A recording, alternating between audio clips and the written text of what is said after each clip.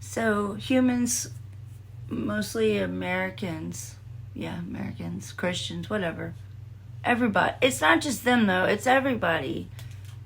Like I try to like take my glasses off to like look prettier, but I can't see without them, and fuck that.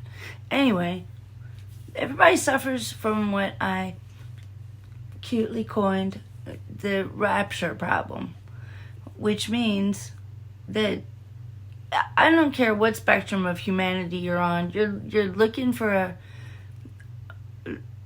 a ticket out of not taking the death door.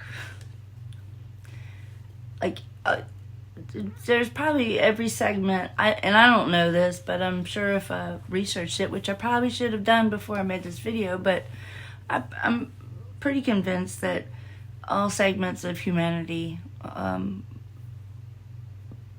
have some form of the rapture problem in them, which means, they would just want to divert death. They want to just be taken up into the clouds and all that stuff. And yes, I was a hardcore Christian. Like, I got saved at my washing machine in 2000, at the end of 2008. Now, I've said before in other videos, I did not grow up Bibled or churched. We didn't do church. Jesus was never spoken in my house unless it was followed by a God damn it, every time. And so, that's why I guess when I got saved, it was supernatural to me. It was literally because, like, what happened was I was by my washing machine, and I'm glad that I was in this point.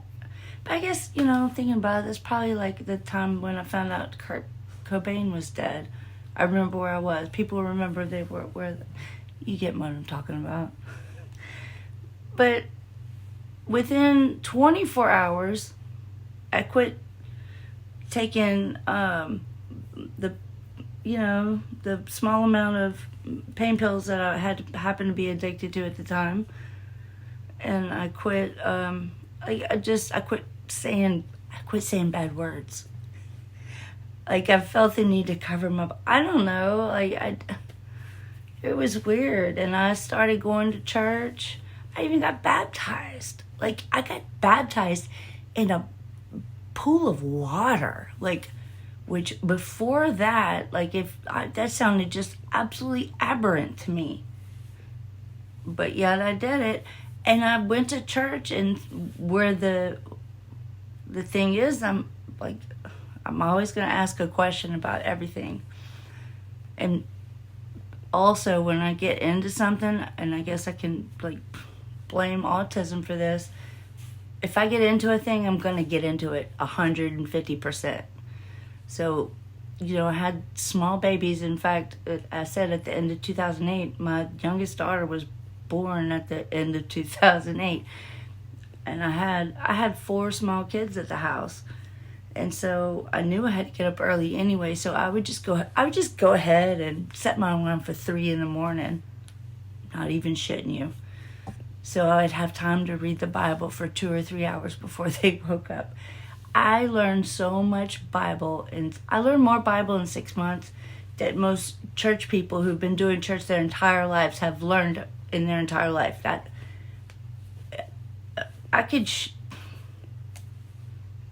was so notorious for knowing Bible that I shamed more than one pastor, and people hated me for it. And at the time, I was like, "Why do you hate?" And I didn't get it. I didn't get it. But and I kind of still don't. Don't you want me to know the Bible? Sorry, I know it better than you. But anyway, that's what happened. And then what else happened is that one day, my favorite verse became Romans 8:28. And it's all about predestination. And so I asked the pastor of this church that I was baptized at and going to about predestination. And we didn't even have the internet back then, talking about. And so it wasn't like I had seen videos on this, but what he said just echoed. He just was repeating garbage. And he's like, God looked through the annals of time and he saw what everyone... No, bro! That's not what that means. Anyway.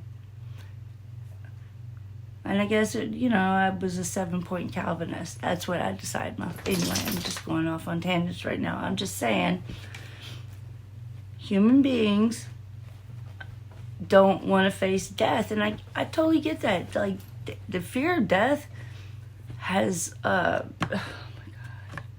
It's been probably one of my... And this, I'm now coming to this realization as I make this video. Like, oh, wow, okay. Maybe that was your issue. Just some inordinate, weird fear of death. Okay, that makes sense. But my fear of death was strong, and I have like childhood stories to back that up. But I don't feel like doing that right now. And so everybody just thinks they're gonna, if they're not gonna get raptured by Jesus, which isn't okay. Look, hey Christians. Look, I was wanting out too at one point, and like that's another reason why I said like good riddance. Is because everybody the pastors are lying about it. There's no biblical proof of that, and now I'm like, there's no the Bible.